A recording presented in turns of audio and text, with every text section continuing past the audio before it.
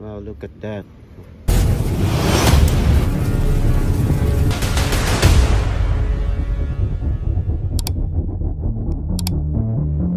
They're trying to take a whole car. Shoot. Oh my gosh. Another day, another vlog mga bap. It's Saturday. Time check, ano? Ito, 10:57. Tapos lang natin ang TSP class natin. Hanggang bukas to mga bap. Pero 2 weeks na lang, magkakaroon na tayo ng final test. So ngayon mga bap, pasada tayo. Ligo lang ako sandali. Apps ito, naka-ready na tayo. Ready na tayong mamasada. So first time natin gagawin to, 11:30 time check. Pero sa totoo lang, ito yung magandang labasan talaga kasi lunch time mga bap. So hindi ko pa na-try na lumabas ng ganito kasi nga umuwi na tayo sa ganitong oras. Umuwi na tayo kasi kailangan natin magluto. Tapos magpahinga ng konti, tapos papasok na tayo. Pero today mga bap, Saturday, off natin. Sabado ngayon, feel kong lumabas. Samahan nyo ako mga paps. So yan ang panahon natin mga paps, di ba ang ganda? Medyo litaw na ang araw pero presko pa rin sa labas mga paps. Kaya punta na tayo sa ating terminal mga paps. Yan, mag-check muna ako kung saan yung naka-highlights para doon tayo pupunta. Kung sa McDo ba o doon sa Safeway. They took the ignition cover off. So yeah, just letting you know. Off, diba? They saw it? Somebody saw it? Yeah. Wow, look at that. Oh my gosh. So, ang hirap ano, wala nang safe na lugar ngayon mga paps. Kahit nasa parking ka na ng apartment mo, hindi naman to street. May sarili siyang apartment, ay may sarili siyang parking pero hindi pa rin safe. Kaya siya kasi allowed lang kaming magpark ng ano, ng isang sasakyan dito sa may ano, sa may bubong. Tapos yung isa mo, kung dalawa yung sasakyan mo, doon ka na sa walang bubong mga paps. Kaya ako tinatry ko na ano, lipat-lipat, inilipat-lipat ko siya mga paps. Para hindi lang siya doon sa same spot every night. Pero kung talagang gusto nilang ano, basagin yung salamin ng kotse mo, hindi mo alam kung ano yung mga ano nila, kung baka kung anong magustuhan nila, kung anong matipuhan nila. Ang alam kong mga prone sa carnap, yung mga Toyota tsaka yung mga Honda mga paps.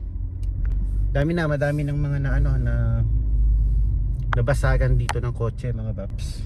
Pero yung ito iba yung sa kanya kasi parang gustong kunin talaga yung kotse buo. Kasi nga kinakalikot yun dito sa may wiring. So yan, anyways mga paps, ay nako, sana hindi mangyari sa atin yun ano. Talagang abala, gastos mga paps. So ayan, punta tayo dun sa ano, sa McDonald's mga pap. Sabay siguro mag-aano na ako, mag-aalmusal ako kasi di pa ako nag-almusal. Pero gagamitin natin yung rewards natin mga paps ano. So ayan, pinauna natin yung naka-electric bike. Kailangan priority yan mga paps. So meron nga pala tayong ano mga paps, mga subscriber, mga new subscriber siguro 5 yan sila. Isa lang yung natatandaan ko, yung nag-appreciate sa ating vlog sa pag-u-Uber natin. So ito yon, hindi ko matanda yung pangalan pero i-screenshot ko siya, tapos papakita ko dito mga paps. Yan, maraming salamat sa pag-comment. Yung mga simple comments na ganyan mga paps, appreciate natin yan kasi syempre meron nagkaka-interest sa ating mga video no? Kahit ganyan lang yung nagagawa natin sa video natin ano? Sa mga ibang mga gusto ng mga content na ganito, pag-Uber driver, pag-caregiver dito sa pwede kayong mag-comment down below ano? Alam ko marami tayong mga silent viewers. Maganda kung magko-comment kayo mga paps para magkaroon tayo ng interactions mga paps. So wow. Yun, nandito na ako sa harap ng McDonald's. Hindi pa pala ako nag-online dahil nga sinalubong ako ng kapitbahay natin ano, na nangyari sa sasakyan niya. So wala na, safe talaga kahit magpark ka lang dito sa ganito sa mga store, bibili ka mag-grocery. Yung minsan mabilis sila mga pap. Kaya ako hanggat maaari wala akong mga importanteng gamit dito. Kahit salamin lang mga pap, hindi ko sila iniiwan dito kasi pag nasilip nila, akala nila expensive yung salamin mo, babasagin pa yung kotse mo. Tapos di nila alam yung salamin mo, binili mo lang pala sa Walmart o kaya sa Burlington, mga paps. So yung mga simple ways na prevention ginagawa natin. Pero pag nangyari talaga, wala ka na magagawa. Pag kumbaga yung tadhana nakatoka sa kayo, pag nakatoka sa yung tadhana, wala, yun na talaga yung para sa iyo, no. Gaya nun, dami sasakyan doon. Bakit yung sasakyan yung napagtripan? Anyways, hindi pa pala ako nag-online. Nandito na tayo sa terminal. So online ko muna yung Uber natin kasi masyada pala tayo ngayon. Time check is 11:53. So wish me luck, makabiyahe tayo. Hanggang anong oras tayo mag-i-stay ngayon kasi wala tayong responsibilidad, wala tayong pasok, wala tayong susundin na estudyante. Saturday ngayon, off natin mga Baps, susundin. So yun mga Bap, habang naghihintay tayo, since di pa naman tayo nag-almusal, dahil nga may DSP class tayo kaninang umaga, maagang nagkape lang ako. Yun na yun, so napipil ko yung gutom ko. Tapos nag-check ako ng rewards natin sa McDonald's. Lagi na lang McDonald's. Pero nag-check ako ng rewards mga Bap, meron tayong double pounder, ay quarter pounder na free. So kinuha ko na, why not, no? Eto, pakita ko sa inyo. Baka kala nyo nagsisinungaling tayo mga Bap, no? Transparent tayo dito. So yung rewards ko, kasi meron na akong mga 10,820 points sa ating apps, ano. Ang rewards ko is pwede akong kumuha ng quarter pounder ng libre mga Baps, pero order ka lang ng one item. So ang in-order ko lang is Coke mga Bap, Coke na large. Tapos yung quarter pounder ko libre. So ngayon, ito pakita ko sa inyo para sabihin nyo transparent tayo dito. Totoo yung sinasabi ko mga Bap. Wow. Pag may reward ka ito, meron ako free quarter pounder. So punta tayo ngayon doon sa may curbside, doon ko pinadala yung order ko, hindi na tayo papasok, ano, para yan. So nandito na tayo sa curbside number 3 mga Baps, ganyan lang ang namamasada, no. Huwag nating masyadong seryosohin kahit wala pang biyahe, kain na tayo. Ayun, kakain na tayo mga Baps. So yun mga Baps, nakuha na natin itong quarter pounder natin. Ayun ang ating large Coke. So let's go, alis na tayo dito kasi curbside to. So ito mga Baps, so meron tayong quarter pounder. Hopefully maliwanag yung ating camera dito, no. Turn right. So yun, habang naghahanap lang ako ng parking mga Baps, meron na tayong may dumating na order. So huwag na natin sayangin ang pagkakataon mga Baps, pick upin na natin $5. Ito yung benamano natin mga Baps. So ayun, naghahanap pa lang tayo ng parking, may pumasok na agad, ano? Kasi lunch time ngayon mga Bap, kaya hopefully makarami tayo. Mamaya na lang tayo kakain pag natin mga Baps. Ito yung sa atin, no? Kunin muna natin yung order ng tao. Cooking. So yung foods ni Marina kunin natin. So antay lang natin mga Bap. Tignan muna natin to bago tayo kumain mga Baps. You too, thank you so much. So we got our first order mga Baps. Ang ating first delivery goes to Marina. Well, hopefully sana malapit lang, ano. Ilagay mga Baps.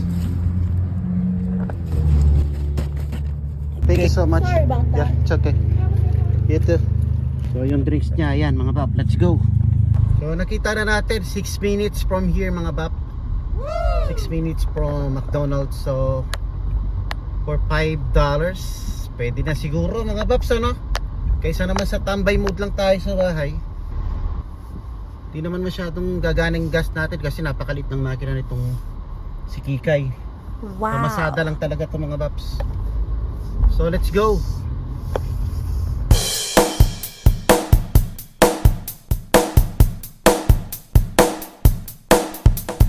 So yan mga Bap, ano, kaya gusto ko itong part-time na ito mga Baps. Kagaya niya, nakakapasyal tayo ng mga lugar na ganito, magagandang lugar mga Baps na never mo pang napuntahan.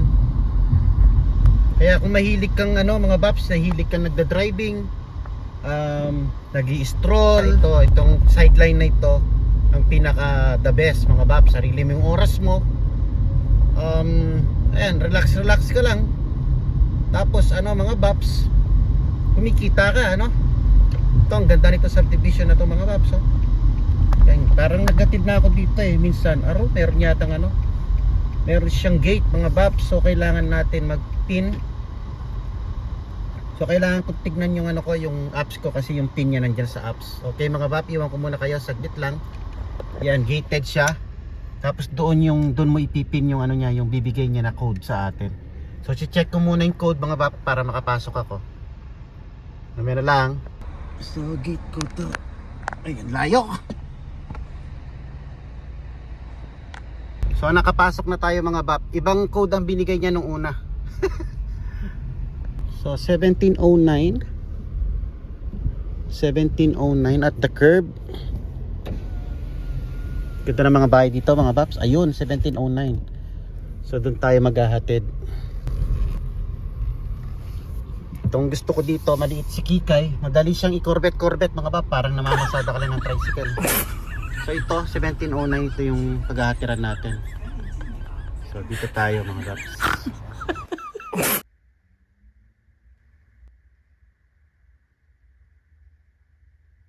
Tignan natin mga baps, confirm na natin delivered. So yung gate na yan mga baps, automatic din yan. Pag na-sensor niya na meron tao, yan, kailangan malapit ka. Social, di ba? Yan ang social na mga subdivision dito mga baps. Di ba? Nagbukas siya. Nakaka-amaze ano mga baps. So yun, we're back mga baps sa ating terminal dito sa harap ng McDonald's as usual. So sa mga nag-i-enjoy sa ating content na ganito mga bap, please give it a thumbs up. Tsaka yung mga hindi pa nag-subscribe, please subscribe mga bap. Yung mga silent viewers natin, please subscribe, please comment down below kung gusto nyo yung mga ganitong klase na content. Ang ating main job, full-time job is caregiver / direct support professional or DSP. Ayun, night shift tayo nagtatrabaho. Sunday to Thursday. So Friday, Saturday is my free time. Yun, doon natin ginagawa yung sideline natin na pag-Uber Eats. Ano? So yung Uber Eats mga bap, ito yung pinaka food panda sa Pilipinas. Naghahatid kami ng pagkain, kukunin namin yung mga orders. Ito sa atin to. Kukunin natin kung saan yung order. May apps tayo, may apps. Kagaya rin ng food panda. Tapos kukunin mo dun sa store, iatid mo sa nag-order, may extra money ka na, may extra pay. Yun, hindi naman tayo nagbababad. May comment nga pala, may comment si kalimutan ko yung channel niya eh. Ito i-post ko na lang Ayan, sabi niya nag-Uber Eats tsaka DoorDasher din pala siya. Wow. So kudos sipag mo Brad. Sipag tayo, siyempre Pinoy tayo Dito kailangan diskarte kung may free time ka. Yung iba nagpa part time ng ibang trabaho, pero ako mas the best sa akin tong part time na to kasi dahil nga sa schedule ko, dahil umaga hatid sundo ko yung mga kasama ko sa bahay sabi ng ibang viewers ko, puro na lang kain.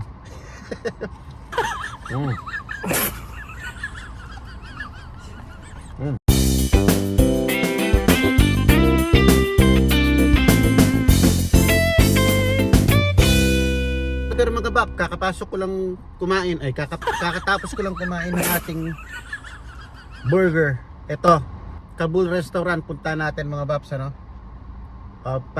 Di ko na napansin kasi pinindot ko agad mga babs, baka maagaw pa ng iba Kailangan dito bilisan mga babs. So Kabul mga babs, punta natin, let's go. So mali yung napasukan ko. Ito pala yung Kabul.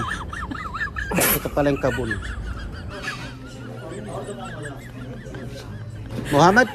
Alright, thank you.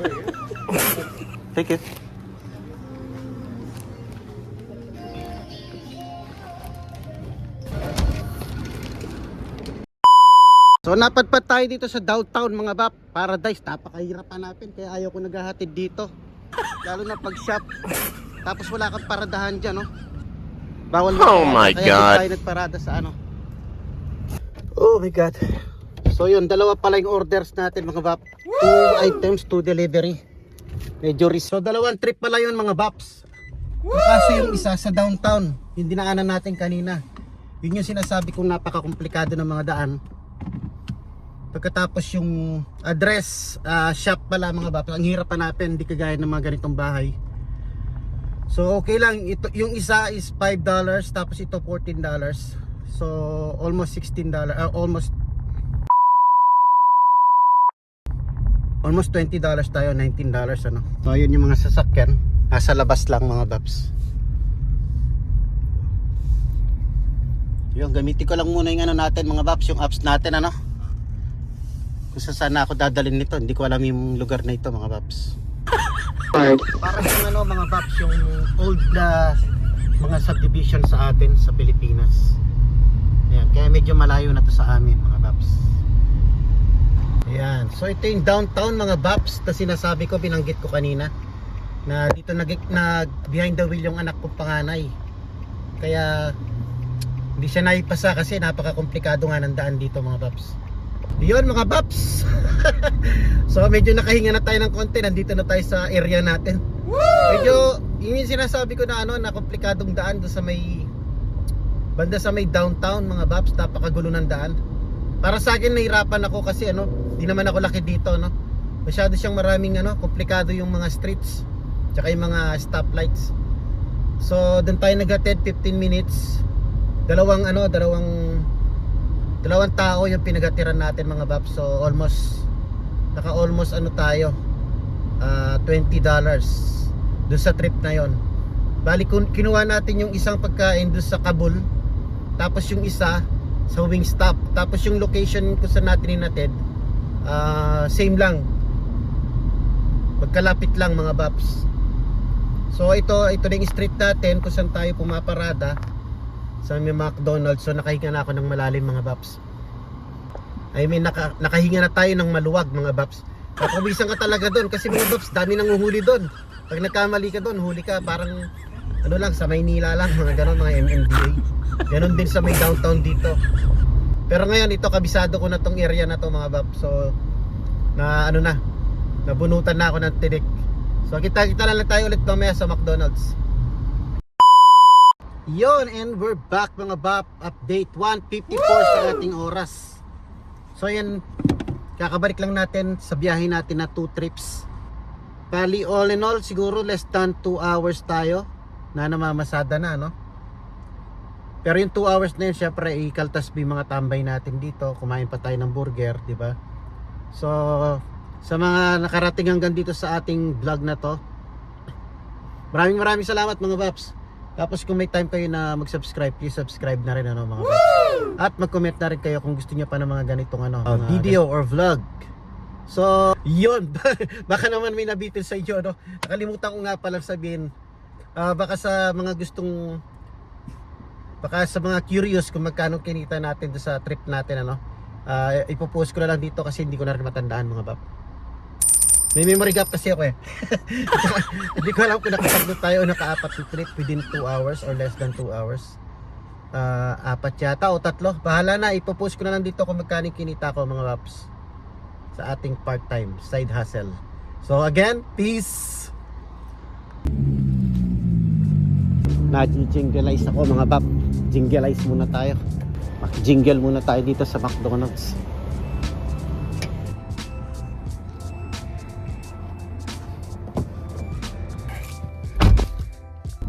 Yo, may last trip pa tayo mga bab dito sa may Scarborough Shore. Kaya sa may sourdough pala, Scarborough Shore. Sabi ko, Scarborough Shore mga babs. Ayan, may last trip pa tayo. Let's go! Tapos dito, uwi na tayo mga babs. Promise.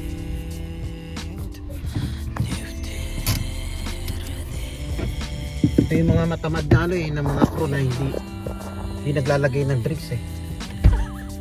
Tayo pa yung maglalagay ng drinks. Pero tinignan ko yung order, wala siyang drinks.